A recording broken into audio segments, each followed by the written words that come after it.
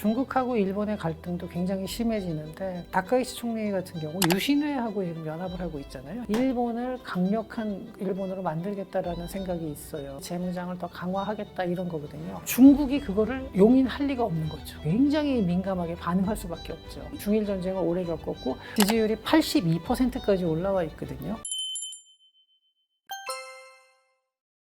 지금 이제 중국하고 일본의 갈등도 굉장히 심해지는데 그거는 뭐 미국의 물론 이제 입장을 살피는 것도 있지만 일본 자체도 중국하고는 지금 영토 분쟁부터 시작해서 여러 가지로 좀 문제가 생기고 있고요. 일본이 다카이치 총리 같은 경우 유신회하고 지금 연합을 하고 있잖아요. 공명당하고의 연합을 끝내고 유신회하고 연합을 하는데 공명당이 그나마 약간 온건해요. 그래가지고 자민당에서 너무 강경 노선이 나올 때 그걸 좀 제어를 해주던 입장이었는데 유신회는 오히려 자민당에서보다도 더 강한 우익 스펙트럼이에요.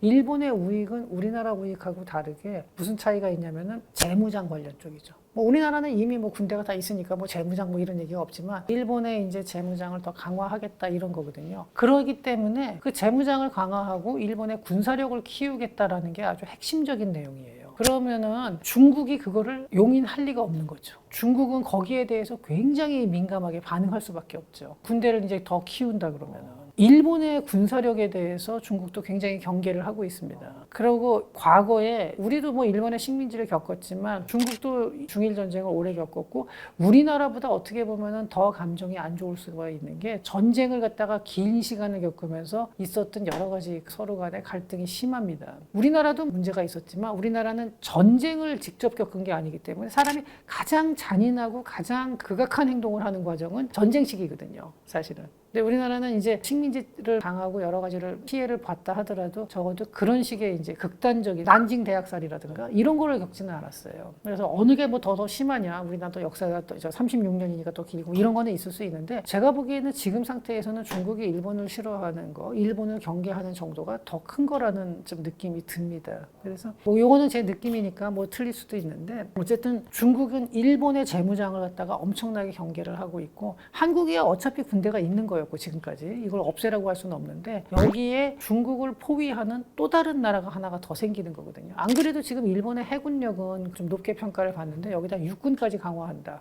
공군도 더 강화한다. 만약 이렇게 된다 그러면은 중국 입장에서는 정말 굉장히 큰 위협을 느낄 수밖에 없고요. 그러다 보니까 이제 중국 입장에서는 일본에 대해서 더욱 더 강하게 강경 발언을 하는 거고 이게 적당히 유화적으로 넘어갈 수가 없는 게 다카이치 총리도 유신회하고 연합을 하고 뭐 이런 상태고 자기 자신의 성향도 그렇지만 일본을 강력한 일본으로 만들겠다라는 생각이 있어요. 이거는 서로 간의 타협이 아예 불가능하죠. 한국하고의 문제는 이거는 그때그때 이익에 따라서 서로 좀 유화적인 자세를 취할 수가 있는 거고요. 일본의 국방력을 강화하려는 거는 굉장히 있죠. 예, 강하고 강경 보수잖아요.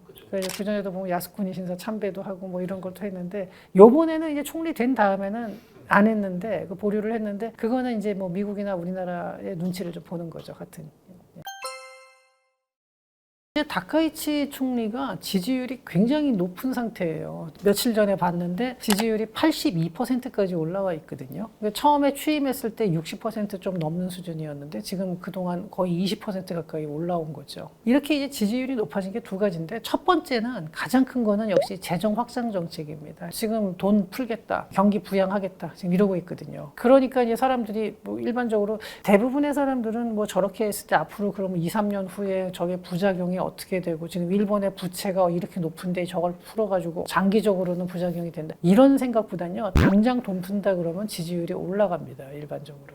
그래서 이 다카이치 총리의 지지율이 이렇게 높은데 거기다 또 하나는 대외적으로 강경한 노선을 펼치면서 이게 이제 일본의 보수층들의 마음을 사로잡은 거죠. 일본의 정당들 보잖아요. 자민당, 공명당, 사회당도 있고 쭉 있지만 그런 당들의 지지율이 다 낮아요. 그러니까 사람들이 당을 어디도 지지하는 당이 없고 한데 자민당도 지금 그래도 지지율이 굉장히 낮았었는데 다카이치 총리가 된 다음에 지지율이 좀 올라와서 거의 30%를 육박하고 있습니다. 그러니까 되게 이상하죠. 다카이치 총리에 대한 정책에 대한 지지율이 82%인데 자민당에 대한 지지율은 뭐 30% 정도니까 30%가 채 안 되거든요. 그러니까 이거 굉장히 이상하긴 한데 어쨌든 지금 현재 일본 국민들이 다카이치 총리한테 많은 기대를 걸고 있다 뭐 이렇게 보는데 저는 근데 이게 과연 얼마나 갈지 정말로 저렇게 돈 풀어서 지지율 유지하는 게 지금이 이렇게 보시면 돼요. 당장 경제가 어떤 문제가 생겨서 현금의 유동성이 일시적으로 부족해서 기업들이 갑자기 망하고 뭐 흑자 도산하고 이런 기업들이 많은 상황이라면 저렇게 돈을 푸는 게 맞습니다.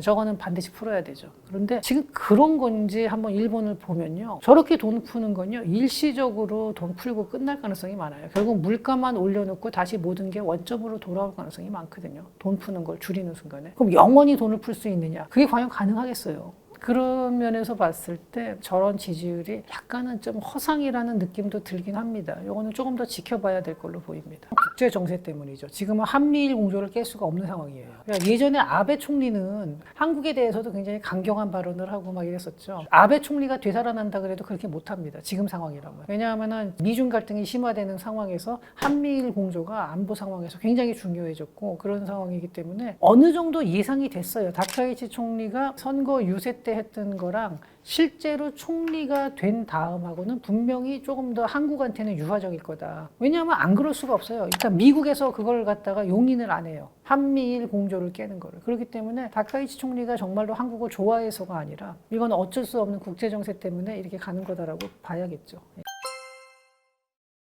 일본이 과거에 비해서 물론 여전히 선진국이고 여전히 또 상당히 경쟁력 있는 산업들도 많이 있지만 예전에 제가 대학교 다니고 중고등학교 다닐 때 정말 일본은 우리가 넘어설 수 없는 벽이었거든요. 엄청났죠. 격차가 일본하고 우리는. 근데 지금은 뭐 우리나라랑 큰 차이 안 난다는 느낌이 좀 들 정도가 됐고요. 순위가 2위에서 6위 되냐 사실 이런 거는 큰 의미는 없습니다. 일본이 과거에 비해서 상당히 활력을 잃고 예전만큼의 위상은 아니다. 뭐 이런 면은 있어요. 근데 하지만 그럼에도 불구하고 여전히 일본은 선진국이고 명목 GDP, 달러로 표기된 GDP 자체가 일본이 우리한테 추월을 당했다고 하더라도 전 세계적으로 봤을 때 과연 그러면 한국이 일본보다 잘 사는 나라냐 이렇게 봤을 때 사람들이 반드시 그렇게 보지만은 않거든요. 물론 요새는 한국도 굉장히 이미지가 좋아졌죠. 상대적으로 일본은 과거에 비해서는 그렇게 활기차지 못하다. 이것만큼은 분명합니다. 아무래도 엔저 현상이 심화되면은 일본 제품의 수출 가격 경쟁력이 올라가죠. 그게 이제 우리나라한테는 일본과 경쟁하는 기업들은 약간 이제 불리해지는 거고요. 그렇게 되면 이제 일본 관광 산업은 아무래도 가격 경쟁력이 더 생기니까 일본으로 관광을 더 가겠죠, 사람들이. 이런 것들이 있고요. 근데 일본에서도 상당히 그게 부담이 되는 게 수입 물가가 올라가거든요. 일본이 요즘 들어서 보면은 지난 30년 동안 물가가 안 올랐던 나라예요. 거의 안 올랐어요. 90년대만 해도 일본 그러면 엄청나게 비싸다. 채소 조금만 사도 굉장히 비싸다 이런 말을 했는데 요새는 비싸다는 소리 잘 안 하잖아요. 관광 간 사람들이. 그러니까 일본의 생활비 자체가 렌트라든지 아니면 뭐 전기값 이런 것들이 우리보다 비싸기 때문에 교통비 이런 것들이. 그래서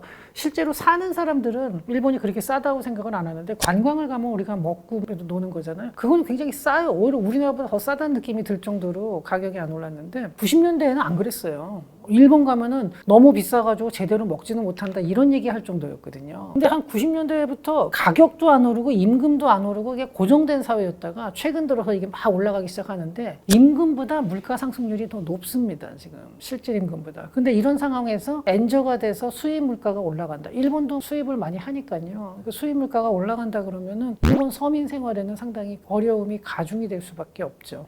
그리고 또 그게 이제 우리나라한테는 직접적으로는 제일 큰 거는 일본 수입품은 가격이 내려갈 수 있지만 일본과 경쟁하는 우리나라 기업들 입장에서는 확실히 좀 불리해지는 거죠. 예.